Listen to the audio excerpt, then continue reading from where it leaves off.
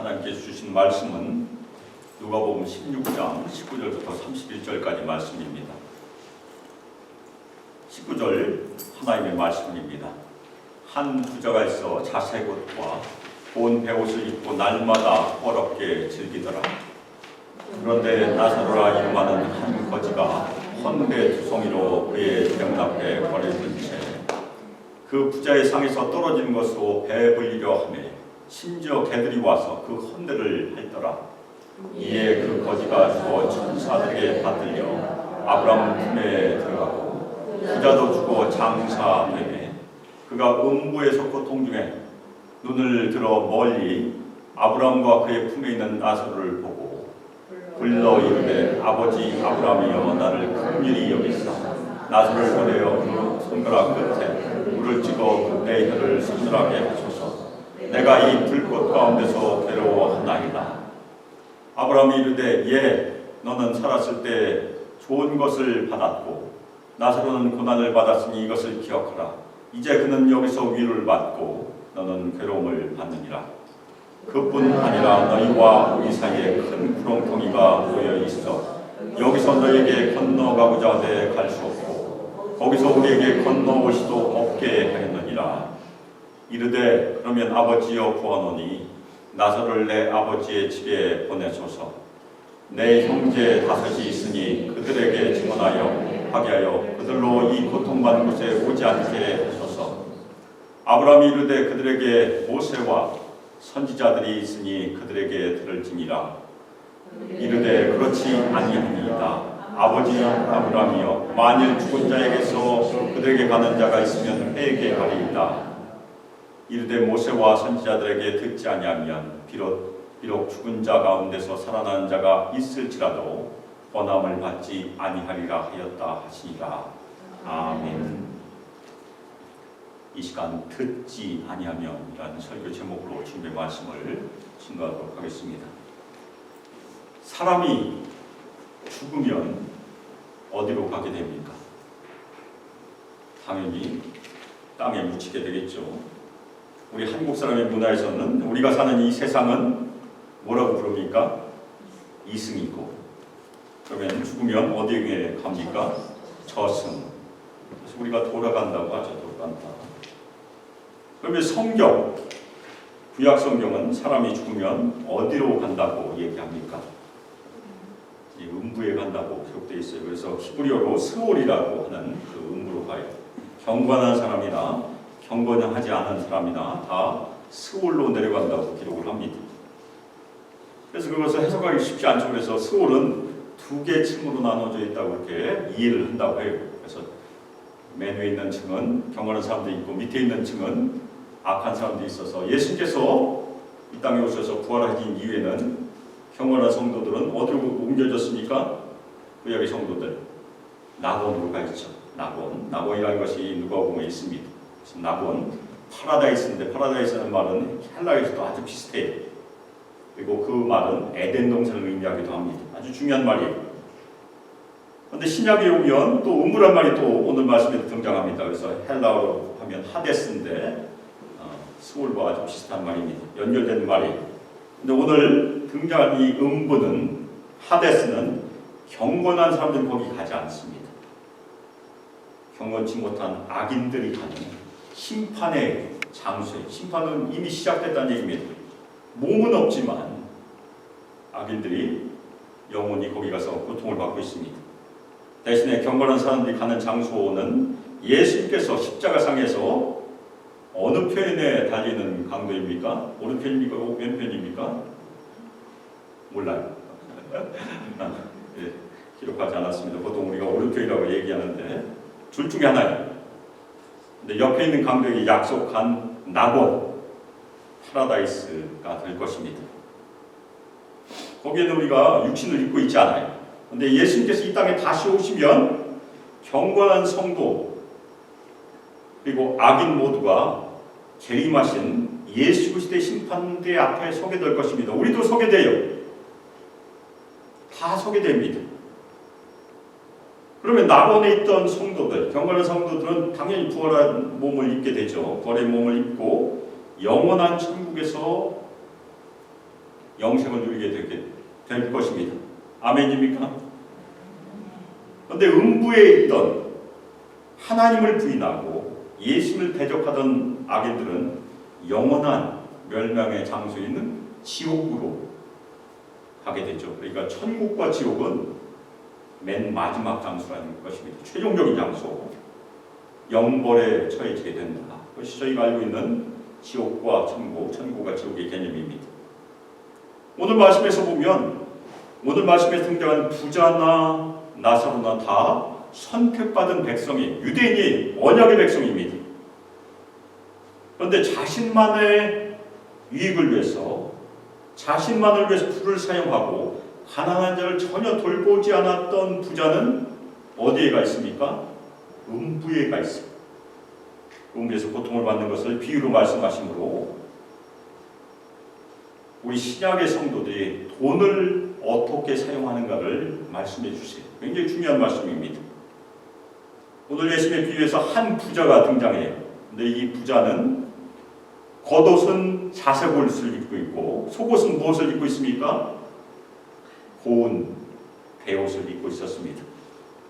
아주 귀한 옷이, 자색 옷은 그 당시에 지중해에서 우리가 채취할 수 있는 자색빛을 내는 조개로부터 염료가 나왔다고 합니다. 그래서 보통은 왕이 입는 옷이에요. 그래서 이 부자는 아주 왕과 같은 사람이었다는 얘기입니다. 그리고 고운 베옷, 이것은 이집트에서 수입된 옷입니다. 거기서 나는 옷이 아니에요. 이집트에서 수입된 아주 부드러운, 아주 비싼 옷을 입고 있었어요. 그 다음에 이 부자는 날마다 아주 호화로운 잔치를 벌였습니다. 지난번 말씀에 등장하는 이 청지기 비유에서 등장했던 그 부자는 아주 자비로운 부자였었어요. 그 청지기가 불의한 일을 행하는 것을 보고서도 나중에 눈 감아주지 않았습니까? 그런데 오늘 부자는 전혀 다른 부자예요. 부자도 구별된 부자가 있다는 얘기입니다. 오늘 말씀에 등장하는 이 부자는 아주 악하고 인색한 부자예요. 그것을 우리가 보게 됩니다. 그런데 나사로라는 이름을 가진 한 거지가 상처로 다 덮여서 헌대가 많이 있어서 이 부자의 대문 앞에 버려져 있었어요. 원어대로 얘기하면 던져져 있다, 그런 뜻입니다. 이 나사로는 히브리의 이름에 엘르 아살이라는 그 이름을 헬라식으로 바꾼 이름입니다. 나중엔 죽은 나사로 저희가 알고 있잖아요. 똑같은 이름이에요. 근데 그 이름의 뜻은 하나님께서 도우신다는 뜻이고 하나님은 나의 도움이시다. 근데 부자의 이름은 알려지지 않아요. 근데 이 거지의 이름은 기록되어 있다는 것이 굉장히 중요합니다. 하나님께서 이미 아시는 거지라는 얘기입니다. 부자는 어떤 사람을 대표하고 있습니까? 자신을 스스로 도우는 사람, 그 사람을 대표하고 있습니다. 그러면 이 거지는 어떤 사람을 대표하고 있습니까? 세상에서는 아무 도움을 받지 못하지만 온전히 하나님께 자신을 맡기고 하나님을 의지함으로 궁극적으로 하나님으로부터 도움을 받는 사람, 그 사람이 거지 나사로라는 얘기예요. 그래서 이 거지 나사로는 자신의 생이 이 세상에서 끝난 이후에 누구의 도움을 받게 됩니까? 하나님의 천사, 하나님의 도움을 받게 됩니다. 몸 전체에 질병이 있었어요. 그리고 부자의 집 대문에 던져졌어요. 그는 스스로 몸도 움직이지 못했습니다. 아마도 지체 불구자로 보였어서 지체 불구자로 저희가 이해할 수 있습니다. 나사로는 부자의 집에서 부자의 상에서 떨어지는 부스러기라도 먹고 싶었어요. 근데 이 인색한 부자는 자신의 배는 산의 진미로 매일 채웠습니다. 채우다 보면 분명히 부스러기가 떨어졌을 텐데 그의 상에서 떨어지는 부스러기는 이 거지에게 주어지지 않았다는 얘기. 전혀 주지 않았어요. 그의 대문은 늘 잠겨 있었습니다. 게다가 설상가상으로 무슨 일이 벌어졌습니까? 개들조차도, 부자의 개들조차도 불쌍한 나사로를 괴롭혔어요. 이 개들은 무엇을 먹었습니까? 부스러기를 먹었어요. 그런데 나사로는 전혀 그것을 먹지 못했습니다. 오히려 나사로의 상처를 핥았어요. 이 거짓 나사로는 매일 굶주렸고 그의 상처는 개들에 의하여 계속해서 더욱더 위중했을 것이고 개가 핥았으니까 결국 그 거지는 오래 견디지 못하고 죽었어요. 예수님께서는 그 거지 나사로가 장사되었다고 말씀하지 않았어요. 오늘 말씀에 거지가 장사되었다고 기록하지 않습니다. 이 거지는 제대로 된 장례식도 시키지 못했다는 얘기. 아주 기껏해요. 거지들이 묻히는, 가난한 자들이 묻히는 이름 없는 무덤에 묻혔을 것이. 우리가 보면 이 불쌍한 거지의 인생은 여기서 끝난 것처럼 보입니다. 아주 불쌍하게 생을 마쳤던 것으로 보입니다. 그런데 예수님의 비유는 여기서 끝나지 않습니다. 나사로의 인생은 거기가 끝이 아니란 얘기. 죽은 나사로는 천사에 의하여 아브라함의 품에 옮겨졌다고 주님께서 말씀하십니다. 아브라함의 품이라는 것은 이 나사로도 유대인이란 얘기. 나사로나 부자나 다 언약의 백성이다. 그런데 이 옮겨졌다는 말은 아놀드와 갈렌데 주석에 의하면 원래 속한 곳으로 돌아오다는 뜻을 가지고 있다고 합니다. 그럼 이 거지 나사로는 원래 속한 곳이 어디입니까? 천국이에요. 천국. 이 세상에서는 거지로 살았지만 원래 천국에 속한 사람이고 죽은 다음에는 천국으로 다시 돌아갔다는 얘기예요. 언약의 백성이니까. 이것은 6장 20절에서 예수님께서 제자들에게 말씀하신 복과 화에 대한 말씀, 팔복의 말씀과 아주 비슷한 말씀을 반영한 말씀입니다. 6장 20절 예수께서 눈을 들어 제자들을 보시고 이르시되 너희 가난한 자는 복이 있나니 하나님의 나라가 너희 것이니요. 이 말씀을 저희가 오해하면 안 돼요. 뭐 가난한 자는 다 천국에 들어가는가? 앞에 누구에게 말씀하신 것입니까? 제자들에게, 선택받은 백성들에게 말씀하신 것이에요. 그리고 부자도 죽어서 장사되었습니다. 이 부자는 당연히 많은 조문객들의 방문을 받았을 것이에요. 그리고 아주 호화로운 장례로 최고급 무덤에 돌들이 많이 있었겠죠. 거기에 묻혔을 것입니다. 회칠한 무덤에. 그런데 이 부자는 언약의 백성임에도 불구하고 아브라함이 있는 곳으로 옮겨지지 못했어요. 위로 올라가지 못했다는 얘기. 내려갔어요. 음부로. 이 음부 하데스는 오늘 말씀에 의하면 악인들이 죽은 후에 내려가는 곳입니다. 부자는 음부에서 아주 고통 중에 있다고 기록하고 있습니다. 세상에서는 산의 진미로 배를 채웠지만, 세상의 모든 즐거움을 누렸지만 죽은 이후에는 음부에서 고통을 받고 있습니다. 이 고통 가운데 부자는 눈을 들어서 아브라함의 품에 있는 나사로를 보았어요. 물론 이 말씀을 저희가 고지고대로 받아들여서 천국에서 지옥에서 왔다 갔다 하고 뭐 대화할 수 있다고 생각할 필요는 없어요. 비유일 뿐입니다. 나사로는 아브라함 품에서 평강과 안식을 누리고 있었고 천국의 복 가운데 있었습니다. 나사로는 이 땅에서 한시적인 삶을 아주 어렵게 살았어요. 질병과 굶주림 가운데 살았어요. 그런데 영원의 삶에서는 아주 부유하게 된 것이, 나사로는 이름 그대로 하나님의 도우심을 받았다는 얘기입니다. 위로를 받았어요. 그런데 부자는 땅에서 아주 건강하고 부유하고 너무나 고급스럽게 살았지만 죽은 후에는 가장 큰 고통 가운데 있다는 것이 주님의 비유의 가장 중요한 요점이.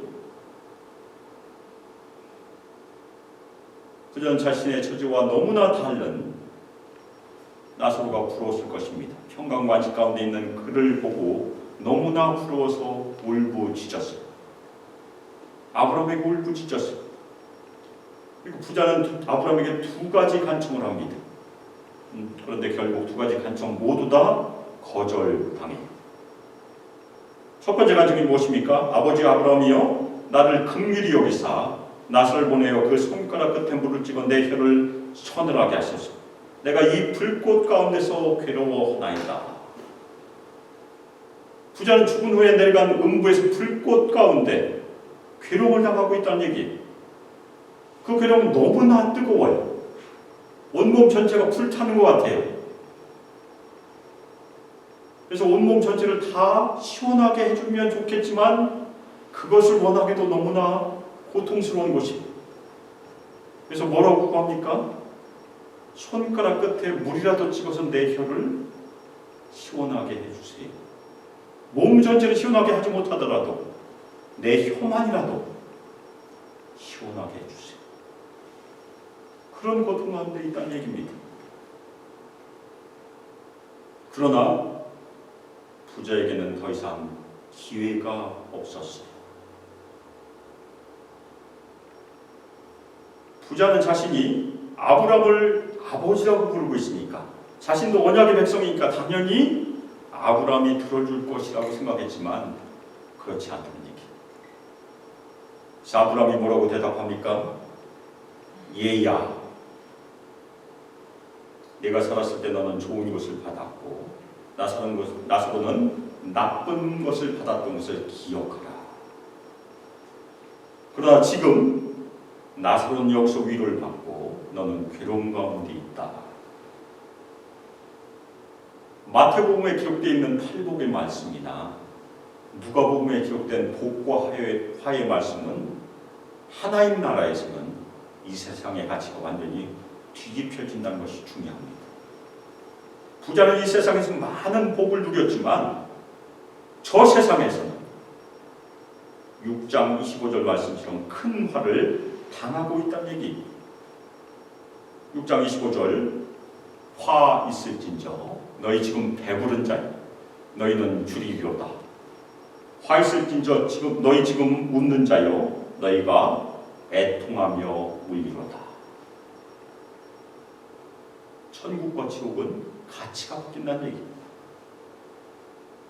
그 다음에 뭐라고 얘기합니까? 그뿐 아니라 너희와 우리 사이에 큰 구렁텅이가 놓여 있어 여기서 너희에게 건너가고자 하되 갈 수 없고 거기서 우리에게 건너올 수도 없게 하겠느니라. 천국과 지옥 사이에서는 너무나 큰 간격이 있다는 얘기입니다. 그 간격은 더 이상 건널 수 없다는 얘기.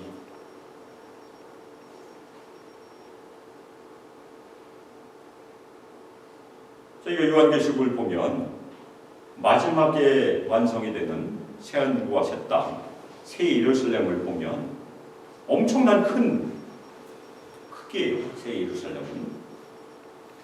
그리고 거기에 담장이 서지는데 담장은 새 예루살렘에 비해서 낮습니다.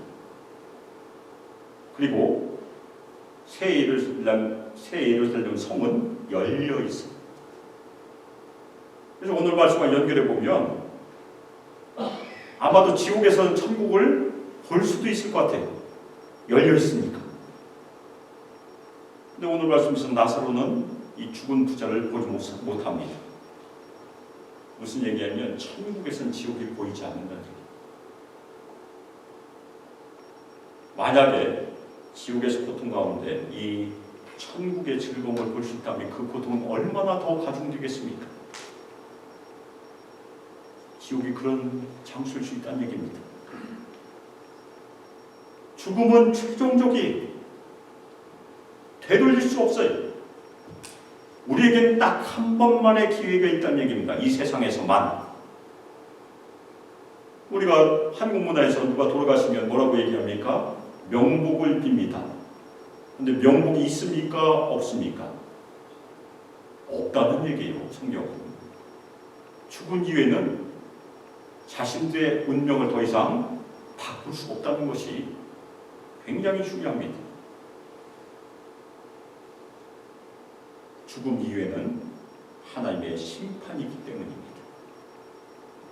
부자는 이 땅에서 자신만을 위해서 자신의 부를 사용했습니다. 가난은 나사로 그리고 더 많은 가난한 사람들이 있었을 텐데 그 사람들을 위해서 전혀 자신의 재물을 사용하지 않았어요. 그렇기 때문에 음부에서 영원히 꺼지지 않는 불 속에서 지금 고통받고 있는 것입니다. 부자의 첫 번째 간청이 거절당했어요. 두 번째로 간청합니다. 그러면 아버지가 구하노니 나사로를 내 아버지 집에 보내소서. 내 형제 다섯이 있으니 그들에게 증언하게 하여 그들로 이 고통받는 곳에 오지 않게 하소서. 이 인색한 부자는 누구를 아끼고 있습니까? 자신의 형제들. 다섯이 있었어요. 그래도 자신의 형제들은 끔찍히 생각하고 있었어요. 근데 부자가 생전에 가난한 자 나사로 그리고 가난한 사람들 자신의 형제들을 생각하는 것만큼의 10분의 1이나 100분의 1만큼이라도 생각했으면 이 부자는 여기에 오지 않았을 수도 있다는 것이 중요합니다. 그렇게 생각하지 않았다는 얘기입니다. 조금도 생각하지 않았어요. 그러나 지금은 후회도 소용이 없다는 것이 중요합니다. 부자는 그것은 지금 받아들이고 있어요. 첫 번째 간청이 거절당했으니까. 근데 아직 세상에 있는 형제들을 위해서 이 고통받고 있는 음부에 오지 않도록 나사로를 그들에게 보내달라고 간청하고 있는 것입니다. 아브라함이 이 두 번째 간청을 들었습니까? 듣지 않았습니까? 듣지 않았어요. 역시 거절했어요.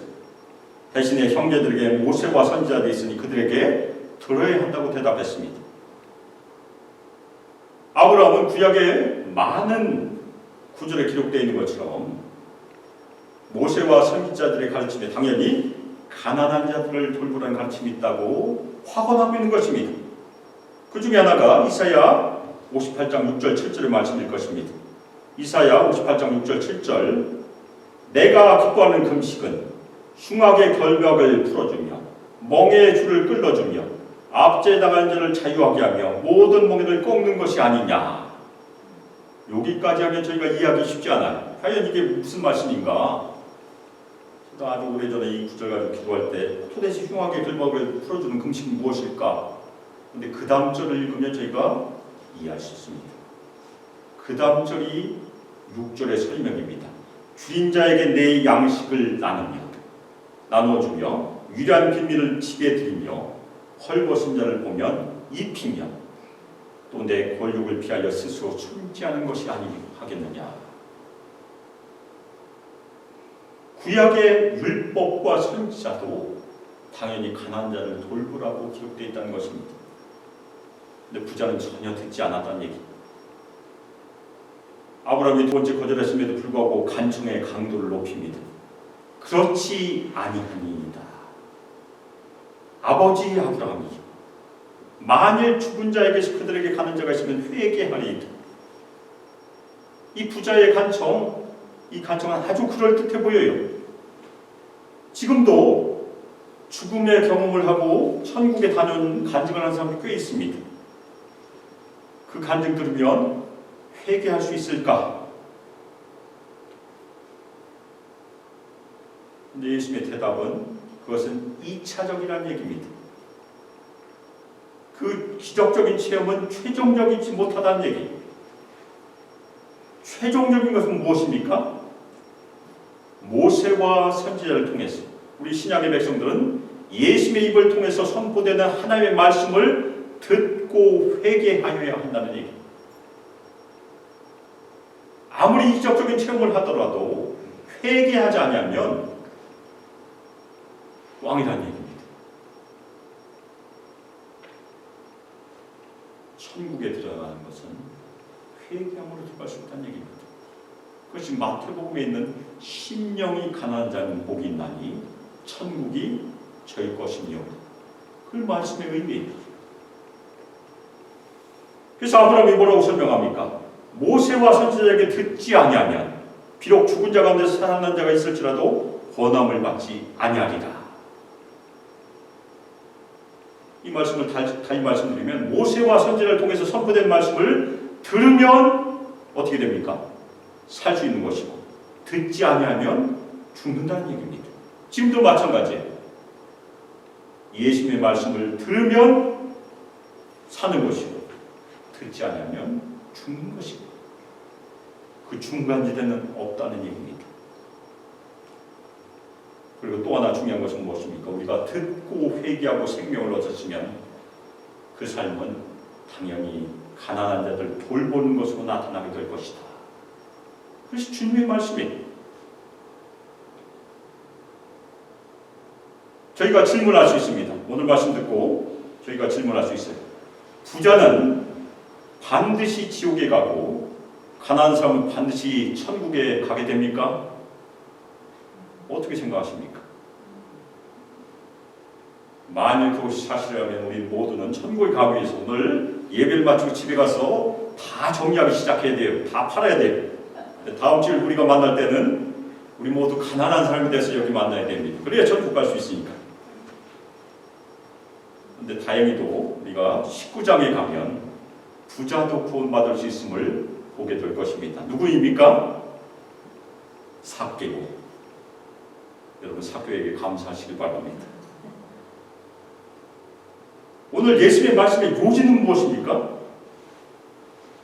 가장 중요한 점은 하나님의 말씀을 듣지 않고 불순종함으로 자신의 부를 다른 사람들에게 사용하지 않은 부자는 결국 하나님의 심판의 장소인 음부에 내려간다는 것입니다. 듣지 않았기 때문에. 그럼 우리가 구원을 받기 위해서 무엇을 해야 됩니까? 우리는 새 언약의 백성들이에요. 부자이건 가난한 사람이건 우리가 어떻게 구원을 받습니까? 하나님의 아들 예수 그리스도를 믿음으로 구원을 받습니다. 그것은 동일해요. 그럼 오늘 말씀을 우리 새 언약의 백성들에게 어떻게 적용해야 될까? 그것이 더 중요합니다. 우리가 이미 예수를 믿고 구원을 받았는데 다 천국을 소유했는데 영생을 받았는데 자신이 소유한 부를 잘못 사용하면 구원을 잃게 되고 하나님의 심판의 장소인 음부로 내려가게 될까요? 그건 역시 아니에요. 신약 전체를 균형적인 시각으로 보면 그렇지 않습니다. 우리는 처음이나 끝이나 예수 그리스도 믿음으로만 구원을 받아요. 오히려 오늘 말씀은 우리의 열매를 확인할 수 있는 것으로 적용할 수 있어요. 우리가 진짜 구원을 받은 백성인가 아닌가를 확인할 수 있는, 예수님께서 우리의 구원의 확실성을 열매를 보고 한다고 하지 않았습니까? 그래서 우리의 구원의 열매를 돈의 문제에 대해서 오늘 적용할 수 있습니다. 돈을 어떻게 사용하는가? 진정으로 구원받은 신약의 백성들은 세상 사람들과 돈을 사용하는 문제에 대해서 다르다는 얘기예요. 돈의 문제에 있어서도, 돈을 사용하는 문제에 있어서도 하나님의 말씀에 순종함으로 열매로 나타나게 된다. 그것이 우리가 새겨야 될 중요한 말씀이라는 얘기입니다. 그래서 오늘 말씀 우리에게 적용하면 우리에게 축복으로 주어진 재물, 우리의 재물은 다 하나님의 축복입니다. 많고 적음에 상관이 없어요. 돈 다 하나님의 축복이에요. 그런데 자신만을 위해서 사용하는 것이 아니고 일부분을 희생하여, 다 희생하는 것도 아닙니다. 일부분이에요. 그 일부분을 희생하여 도움이 필요한 다른 성도들, 도움이 필요한 가난한 사람들에게 어떻게 줘야 됩니까? 기꺼이 자발적으로 기쁨을 가지고 주는 것이 신약의 원칙이에요. 우리 모두는 다 구원을 받았습니다. 아멘입니까? 다 하나님 나라에 속했어요. 그러면 우리의 욕심은 남아있습니까? 사라졌습니까? 아직도 욕심 우리 안에 있어요. 우리가 절제하지 않으면 우리는 5,000명을 먹일 수 있는 재물을 쌓아놓고 깔고 뭉개고 앉아 있을 수 있는 욕심을 다 가지고 있습니다. 우리의 선택이 중요합니다. 우리 그리스도인들이 5,000명을 먹일 수 있는 돈을 벌어서 5,000명을 먹이면 좋은 부자예요. 그런데 5,000명을 먹일 수 있는 그 재물을 깔고 뭉개면 오늘 말씀에 등장한 악한 부자가 된다는 얘기입니다. 그래서 우리가 늘 기도해야 될 것이 무엇입니까? 열심히 우리가 사업을 하고 직장을 다니면서 돈을 벌어야 돼요. 그렇지만 돈에 대해서 늘 자족하는 마음을 가져야 됩니다. 그리고 욕심을 절제해야 된다는 얘기입니다. 우리의 욕심은 한정이 없어요. 그래서 제가 간혹 말씀드리지만 우리가 늘 생활에 한계를 본인이 스스로 정하고 사는 것이 굉장히 중요합니다. 우리 자유를 스스로 절제하는 것이 우리가 해야 될 일이라는 얘기입니다. 그리고 또 하나 중요한 것은 우리가 필요를 당연히 추구해야 되지만 다른 사람의 필요, 특별히 우리라는 이 말에 포함되어 있는 우리 성도들의 이러한 양식도 함께 추구하는 것이 굉장히 중요합니다. 그래서 우리가 늘 기도할 때마다 우리의 필요를 위해서 늘 기도해야 되지만 우리 공동체의 필요를 위해서도 함께 기도하는 성도들 되시기를 주님의 이름으로 축원합니다. 우리가 늘 해야 될 것은 우리가 가지고 있는 재물이나 우리의 생명이나 우리 자녀들 다 하나님께 속해 있음을 고백해야 돼요. 우리 것이 아니고 다 하나님께서 주신 것임이라를 매일 고백하시기를 주님의 이름으로 축원합니다. 또 하나는 우리가 늘 하나님의 음성에 민감해야 돼요. 그 재물을 어디에 사용해야 될까? 그 음성, 우리 주변에 필요가 있을 것입니다. 늘 민감으로 순종하여서 주님을 위하여 재물을 사용하는 복된 성도들이 되시길 주 예수 그리스도의 이름으로 축복하며 기도합니다. 아멘. 이전 주 예수 그리스도의 은혜와 하나님의 사랑과 성령 하나님의 교통 교제하심과 우리에게 충만히 임하시고 우리에게 권능을 부어주시고 우리를 부드럽게 인도하시고 이 땅에서 온전히 예수님을 믿고 예수님께 늘 엎드려 순종하고 주님께서 우리에게 베푸신 선물들 재물과 돈을 하나님 나라와 그의 의를 위하여 하나님께 온전히 순종하고 우리 가난한 성도들 가난한 자들을 위하여 기꺼이 자발적으로 기쁨을 가지고 사용하기를 소망하며 결단합니다. 우리 수많게 모든 성도들과 우리 청년들과 유스와 아이들을 위해 영원토록 함께하기를 주 예수 그리스도의 이름으로 축복하며 기도합니다. 아멘.